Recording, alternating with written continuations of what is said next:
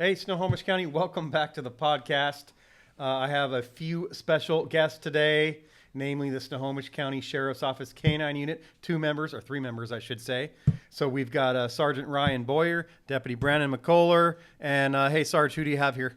K9 Knox. K9 Knox. All right, cool. So today we are going to talk about anything and everything to do with K9, a little bit of history of the Sheriff's Office, and kind of how things changed kind of when I came into office, what changes did we make to the K9 unit, and then we are going to hopefully answer all of the questions that these guys tend to get at community events. We're just going to put it all out there so you have it, you have the information, and heck, everybody loves dogs anyway. So this will be a good podcast. So I'll call you Sergeant Boyer and Deputy McCullar. Okay, we go way back. Ryan and Brandon? Yes, all right, yes, okay, cool. That's way better. All right.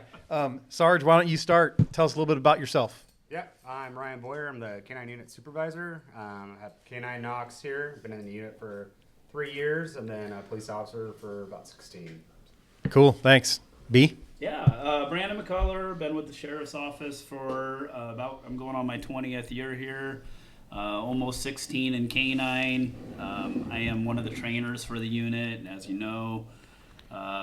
So I'm kind of responsible of overseeing and coordinating training. And I'm on my 3rd police dog, so that's quite a bit. My current dog is young like Knox here, and it's a good time. All right, so if the community didn't catch that, I think you said 16 years in Yeah. K9. Yeah. That is a very unique set of circumstances for a K9 handler. While there may be others with that much tenure in the state of Washington, there are not that many. So there's not that many that probably have worked 3 police dogs very successfully, by the way. And for full disclosure, we always talk about transparency and everything else. So in being completely transparent, this is the unit that I kind of come from back in the day. I did 10 years in the unit. It was prior to your time in the unit, but it was with you almost that entire decade. We worked together. So kind of, side by side, that's training, that's working dogs, trying to figure stuff out. And so, yes, I am very personally passionate about our Sheriff's Office K9 unit. And I hope that reflected when I came in office a little bit, where we made some changes, and we're a growing county. We're about 850,000 people now within Snohomish County. And I kind of felt like the 2 dog teams we had at the time weren't sufficient in order to catch the crooks that are running from us all the time. So we expanded a little bit.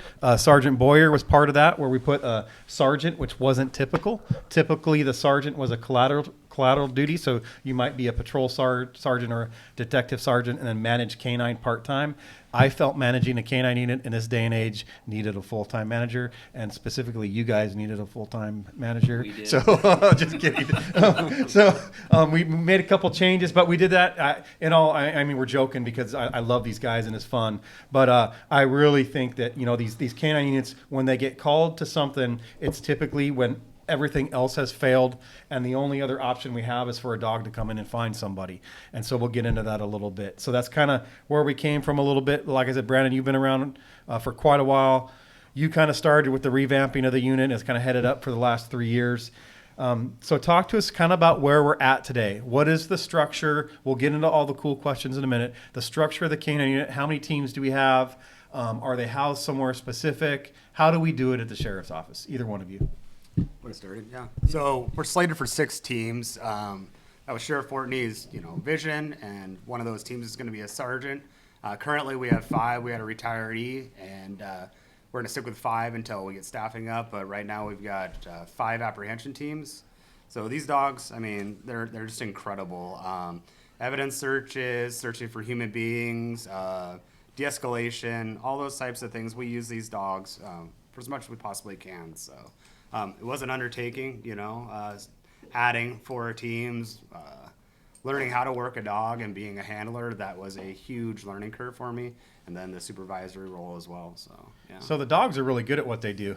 It's oftentimes the human part of the whole team that needs all the work. At least that was it in my case. I know that. I would agree with that. All right. So, Brandon, what do you guys do? Because without razzing me too much, you guys are part of patrol right now. Mm-hmm. So it's just one of the things with staffing we had to do. That's probably a conversation for another day, but you can talk about it if you want. Sure. What do you guys do? Like, what's a normal day look like to you guys?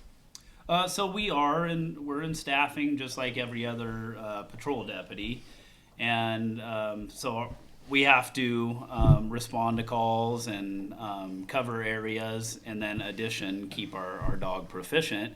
So an average day is, yeah, you help out with the 911 calls on the screen and maybe do some, proactive enforcement. And then, in your downtime, you work on paperwork and some of your maintenance training. And then on Wednesdays, for the most part, we're freed up to train together, and we can really dive more into the weeds on things that need to be worked on when we're not out responsible for covering an area. So yeah, we make it work. It's it's not perfect, but we're just making it work. So what do the dogs do? What do we use them for here at the sheriff's office? Either Tracking. So somebody runs, and we've got a little bit of information on where they may have gone from, or their last point that they were at. We can use these patrol dogs to use their human odor and locate them. So that's the biggest thing. I say that 90% of what we do is tracking. Oh yeah. Tracking. A lot of times we'll take them out, and maybe we'll have somebody that doesn't want to cooperate. They'll take a look at the dog, take a look at us, take a look at the dog, and give up. It's a great tool.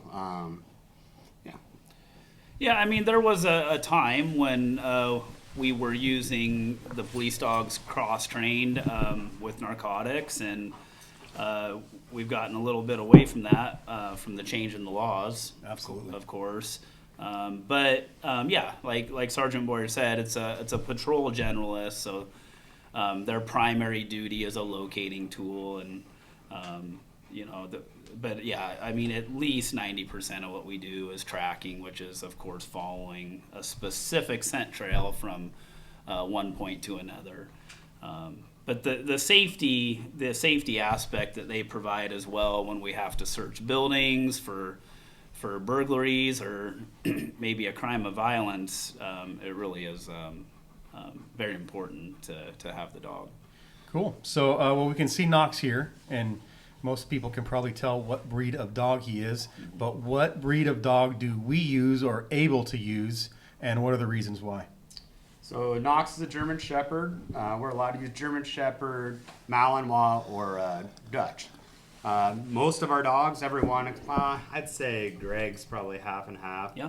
So the majority of our dogs have been German Shepherds. We do have a Malinois, and I think we have a couple that have got a little mix in them. So the reason why we choose these dogs is they're super social, super hardworking, and they've got an incredible sense of smell. So that's how we choose these dogs. Okay, so let's cover some of the myths that might be out there, the questions I've had when I was in the K-9 unit, and you just said they're social police dogs. Yeah. I think people probably have the perception that cops just looking for the meanest dog they can find, and they want them to bite people and stuff like that. And I love getting that question because I like to correct it as much as I can, because that is the absolute last thing we want, either as a handler, Right. because it's just going to be too much, or as now me in my different position as an office. We don't want mean dogs. So what are you guys looking for? You're absolutely right. We want a social dog that can turn it off and on. And at the end of the day, what I think the general public doesn't know is that this is just a big game to the dog, right? It's a game of cat and mouse. And this bite equipment that we use, it's just a big tennis ball to them. And that's what we do, is we make it really fun, but we want a dog that we can go catch a suspect if we need to, and then right after that we could drive to a preschool and do a demo and let the kids pet the dog. But it definitely is a myth. We don't have any mean police dogs in our unit or in our community that I'm aware of, and yeah, that could be the furthest thing from the truth. And so we go back to Indiana for the most part when we're looking at dogs, just simply because the selection there is so much greater than really anywhere else in the country. And I've been on a couple of those trips back when I was in K-9, and then I even went once as the sheriff early on in 2020. And just to kind of reinforce what you just said, because I really want to hit this point home. If there is a dog showing aggression when we're back there surveying them, or you guys now are back there surveying them, they're pretty much out right then and there. I mean, tell me if I'm wrong. Is that fair? Because that's not the kind of dog we're looking for. You're absolutely right, and I think I can think of a perfect example. You were with us, and we had this Malinois that we had just done a courage test on him, was what we did, if you guys can remember. Yeah. And man, we were bringing that dog out of the barn, and he latched onto Sheriff Fortney's arm. And so yeah, of course we watched that dog from the list. He just wasn't clear, and so we passed him up. Kind of surprised me. Yeah. I think I kind of hung him No, right there, you- like this is not supposed to be You happening just right stood now. there and said, "Get the dog off." my face." Yeah, you didn't look like somebody who was being bit. It was Yeah. Oh man, I had forgot about that till you just said that. That's yeah. funny. That's not on our list. Like, courage, ball drive, social. They want to be pet. They want to play around. Well, they keep looking for something if we throw the ball out there.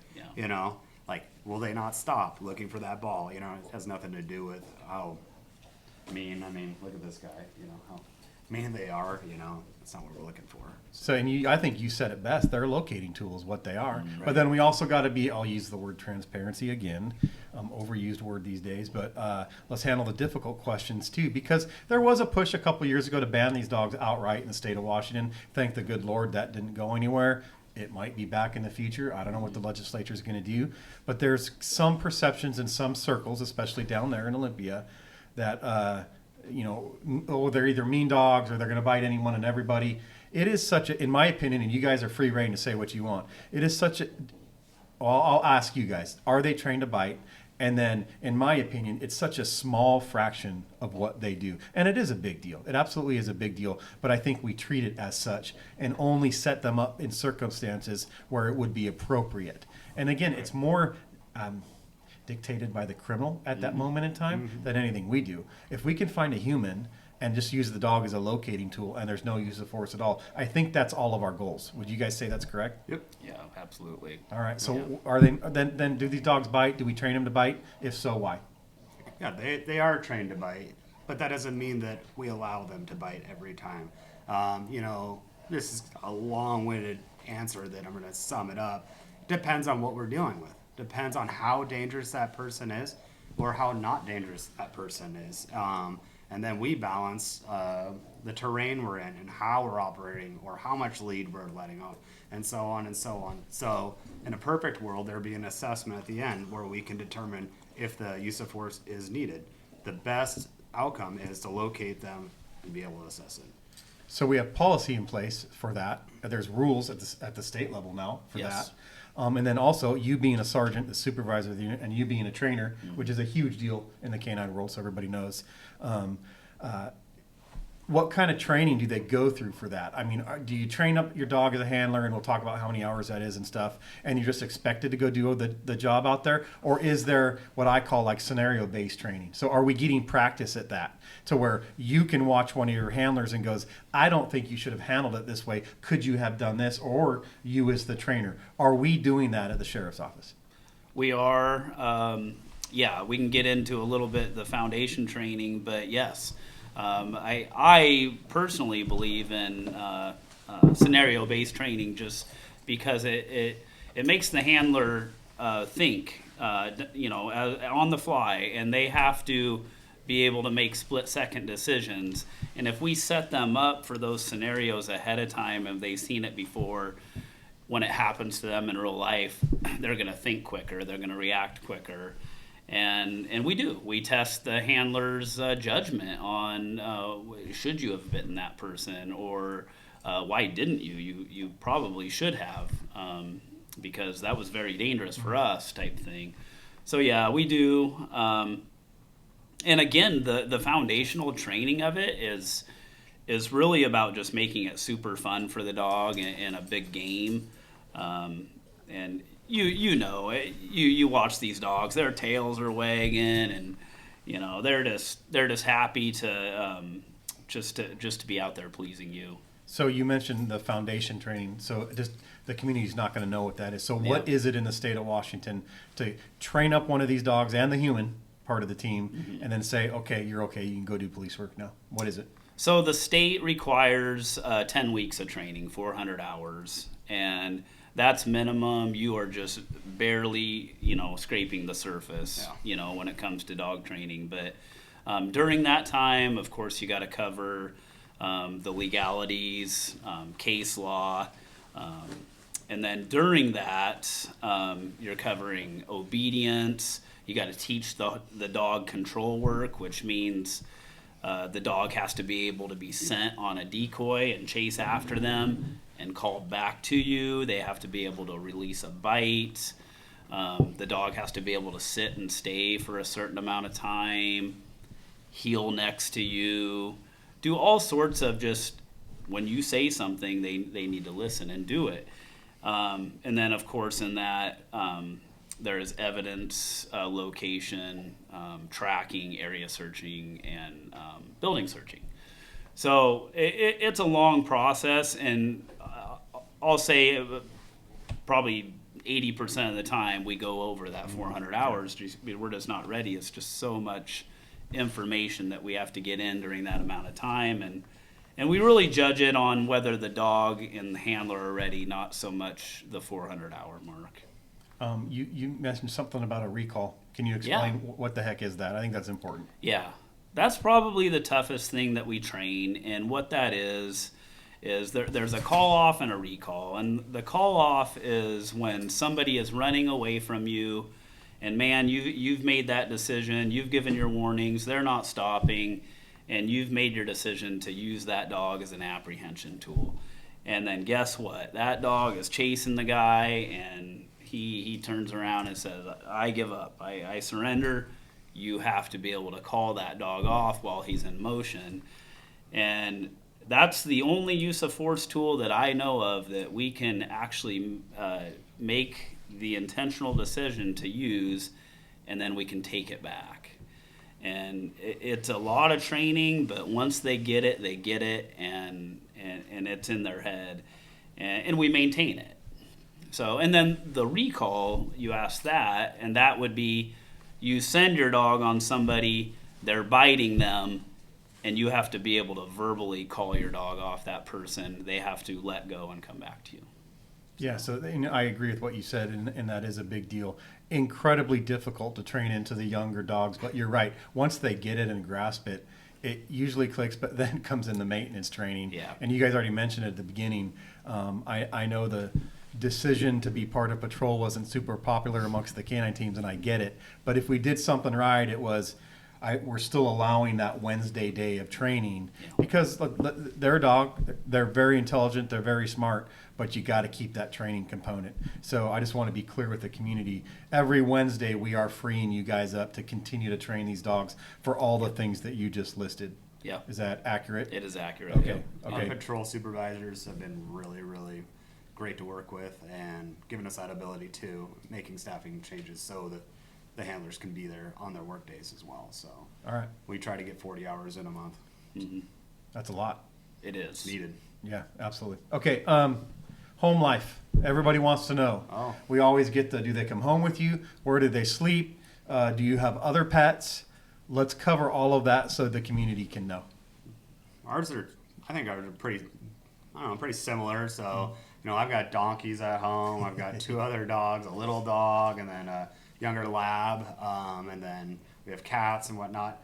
So he rides with me. When we go out to the truck to go to work, I'll put him in the truck and from his kennel outside and get him dressed, and we'll go to work. And then when we get home, feed him, and he has his own run and a real nice kennel. It's covered. He's got a dog house, a bed, actually 2 beds.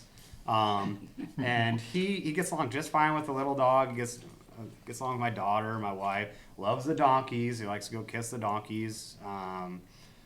He's just a regular dog at home. Like, he'll hang out, chew on his ball. Yeah, that's pretty much it. Is yours the same? He is. My dog's Jim, and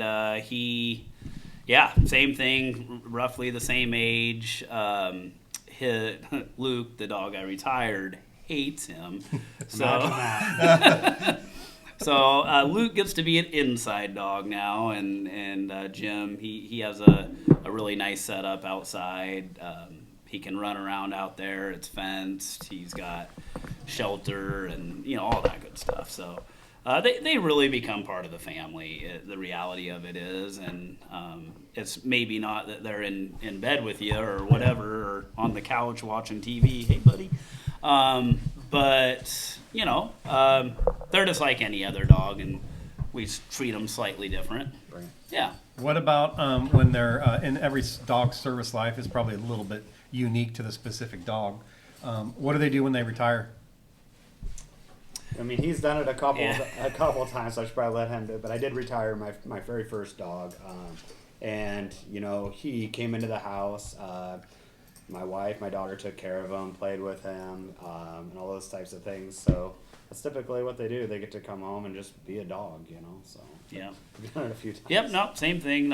You know, Luke he's, you know, happy house dog, and he has a Labrador friend that he hangs out with all day, and he just relaxes, and he still walks me out to the car every morning, and now he's content with it, and wags his tail and walks away, and that's it.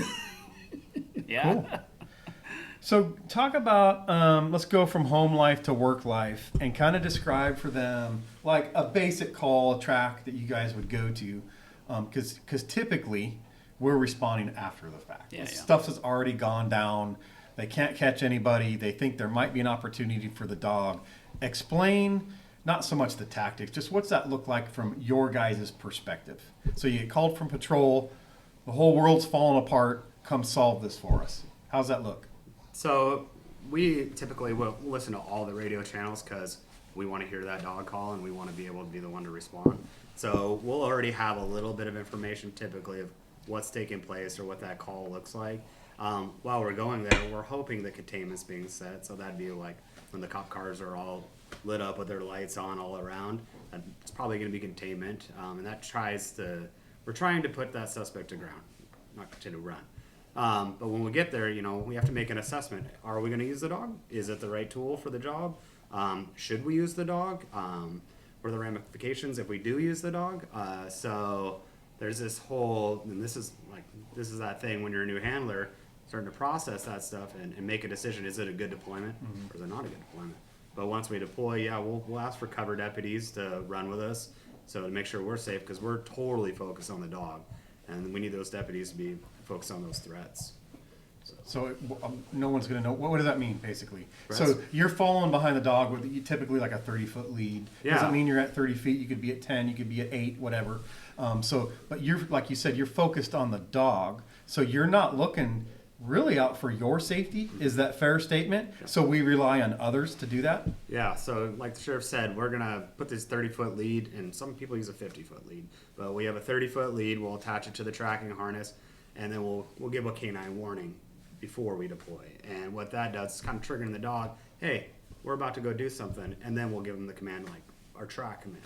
So the dog will be out, 10, 20, all the way at 30 feet out in front of us, depending on what the terrain looks like, city street, big grass field, trees, however it changes, fences. We'll shorten up that lead or let that lead out depending on, the terrain. But my sole focus, or our focus when we're tracking, is watching the dog. We're looking for different cues that the dog's telling us through behaviors. We're not looking around at every little nook and cranny. We're watching the dog. We're watching how he signals, hey, are we close? Are we on the track? Are we off the track? Is he, did he find a cat that he likes? Whatever the case may be, we're focused on all those things and the safety of the dog and the safety of the team. But we need the other deputies to make sure that when we go around that corner, we're watching the dog, that they're watching out for us. Cool. I just want to follow up on one thing where you guys mentioned evidence a couple times. So if you're tracking a guy, say he was armed, they end up tossing something, what is the role of the dog, or is there a role on something like that? Is that what you meant by evidence? It is, and yeah, the dog is anything that has human scent on it that our suspect discarded. They have the ability to recognize that, locate it, and we actually now teach them to down on the article. So once they locate it, they're typically going to down there and wait there until you come recover it. So maybe if somebody gets in a foot chase and they lose sight of the person, they can call us and be like, hey, we lost sight of him between here and there, but when we found him, he didn't have the gun on him or whatever the case may be, and so that's where we come in and can locate that. I'll give one, because this this is really old, but I think it's a good example to kind of explain to the community. So we were on a track one night of actually a homicide suspect that happened in Linwood. This is way back in the day. We're tracking through an apartment complex. And again, I'm watching for the dog and stuff like that. I'm not watching everything. And there we had like a row of hedges, really super thick hedges. And the dog stuck his nose in there, his whole face in there. And I'm thinking there might be someone hiding there. But when he came out, he had the murder weapon and a pistol in his mouth. And that's one of the things that you could have had 15 human beings trying to walk that area. We are not going to see it. But that is one of the things these dogs bring to this, where they're just capable of doing things that human beings can't do. Right. And that's just one example. So, but they're doing that kind of stuff every day, which is cool. So next question, and we're getting close to wrapping up, I promise. So kind of, I think K9 is thought of as like a glamorous job all of the time, right? Where everything always goes perfect. It's always sunshiny and 75 degrees out when we're working. No, that's not true. So talk about a little bit of the things that people may not realize. Because you guys are pretty cool. You get to run around with a dog in your back seat. Do you prefer a German Shepherd partner or a human being partner? You can say. Oh, dog. Sure dog. Okay. So you got these partners in your backseat all of the time. Just talk to us about that a little bit. I'm still trying to figure out what the glamour part is. We're supposed to explain it. Okay, what's the negative part? I'll just ask it. This job, What don't people see? it is super rewarding, and it is so much work, but it is so disappointing too at times. You work just as hard as you can, and it's like an alien came down and took the suspect away. And it's, what happened here? Like, then there's no conclusion some of the time, and you're only as good as your last track. And all the deputies put in as much work as they can to contain it and do all the things that they need to do to try to make us successful as possible. But sometimes we're just not successful. So when we do find that, that shirt that the person dropped or a weapon or evidence, we're ecstatic, because it's one of those things where, hey, we had a success and it's measurable. It's right there in front of us. So, but yeah, I mean, we're cleaning up messes all the time. Our cars are always stinky and disgusting. We try to keep them clean. They like to bark a lot. There's all these other things that, maybe aren't as glamorous as one would think, but it's a very difficult job, but it is rewarding. So. Yeah. I guess when you find a crook that's hiding from you, it's the best feeling in the world. It is the best It's feeling just in the you don't get that feeling on every time. Right.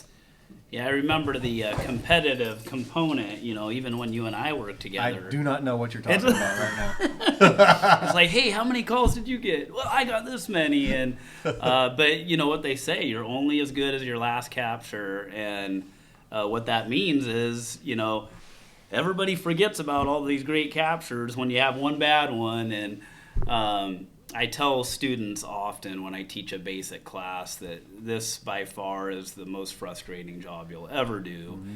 And it is so rewarding when you do have your successes, but at the same time, you have to be mentally tough and you have to be able to chalk up those losses and learn from them the best you can, because you typically don't know what you did wrong, if anything. And it is awful doing the walk of shame with the deputies back to your car and you don't know what happened. It's just like, yep.